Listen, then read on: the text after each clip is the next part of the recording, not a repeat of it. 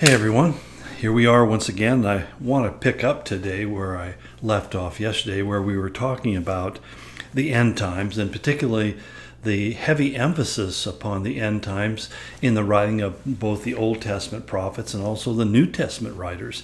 We refer to, or they refer to it as the hope of our calling, that we were not created for time, that we were created for eternity, and that we live our lives best when we live it in that perspective. I mean, we find ourselves being more satisfied, more fulfilled, more peaceful, more powerful, really, in our testimony when we recognize that we're here to live for an ultimate goal that's greater than anything that can be accomplished in this world. So when people live their lives to say they want to, build their legacy upon the earth or make some statement, we need to recognize that that's really short-term planning and short-term thinking.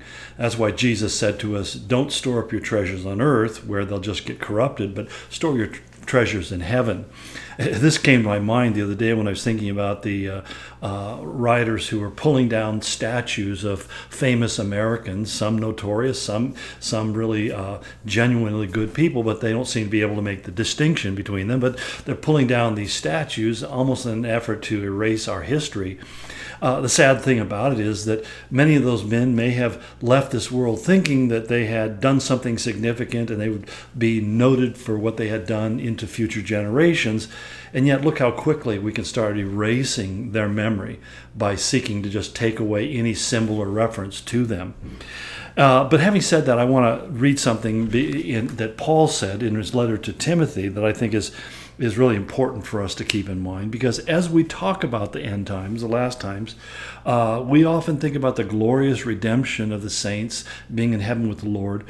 But there's this space where we call the time of the end, where between the beginning of the end and the end of the end, in that middle zone, it basically calls it the last days. And in chapter 3 of 2 Timothy, Paul writes this letter. He says, but realize this, that in the last days, difficult times will come. And then he goes on to describe why those times are going to be difficult. And it's not because of climate change, and it's not because of some kind of difficulty in terms of military conflicts necessarily, but he says there'll be difficult times because men will be lovers of themselves, lovers of money, boastful, arrogant, revilers, disobedient to parents, ungrateful, unholy, unloving, irreconcilable, and unable to make peace. That's interesting, isn't it? Irreconcilable. He said there'll be malicious gossips. They'll make up stories that are designed to hurt people. They'll be treacherous. They'll have no self-control. They'll be brutal, haters of God, treacherous, reckless, conceited, lovers of pleasure more than lovers of God, having a form of godliness, although they have denied his power.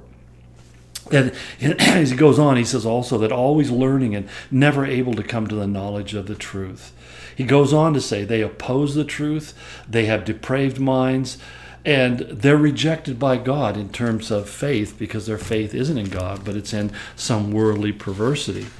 Well, it's interesting when you think about that, because it's been easy for every generation to point out examples of how that kind of degradation could be taking place in the world. And yet we really do live in a time that I think we can say the degree of those things is kind of unprecedented. I mean, when Nazism rose in Europe, it was a pernicious and terrible thing. And yet there were large swaths of the world who rejected the Nazi message.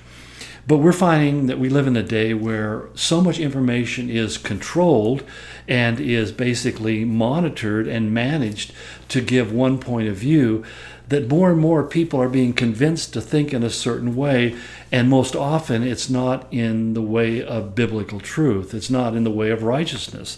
It's certainly not balanced. You may have heard me refer to the current pandemic as COVID-19 84. Well, COVID-19 is its technically correct term, or the version of this virus, the coronavirus that we're dealing with right now. But if you're informed, you know that 1984 also is kind of my homage to George Orwell's book by that same name.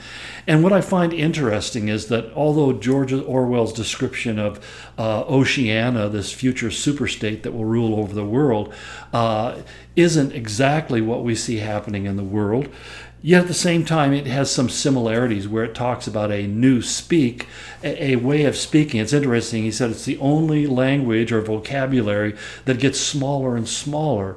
And that's because what it does is it reduces language down to mere platitudes, statements that don't really mean anything. Things like defund the police.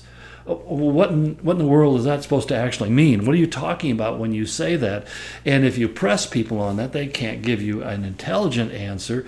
They'll just say stupid things like, we need to tear everything down so that we can rebuild it. And they can't even tell you what they're going to rebuild it to. But this is where, as we live in a soundbite world, we kind of become like that new speak, where we say things that sound impressive, they sound virtuous, but when you really kind of try to define them, you find out that people who are saying them don't really have a clear sense. And you can tell that when you challenge or question them, that they raise their voice and start yelling back at you. It reminds me of, in Orwell's book, he had what was called the Ministry of Truth. And this is where everything was really different than what it was, because the Ministry of Truth was not about truth. It was about controlling information. It basically had complete control over the news cycles, over what was the entertainment, the education, even the arts.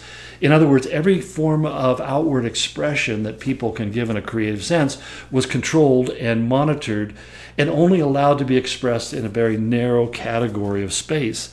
And in some ways, we see that happening in a not so official way, but it's amazing when we think about things like, that HBO has banned Gone with the Wind because they say that classic movie is racist, and not being sophisticated enough to know that in many ways it was trying to point out the problems with the South and their racist and their slavery and that heritage.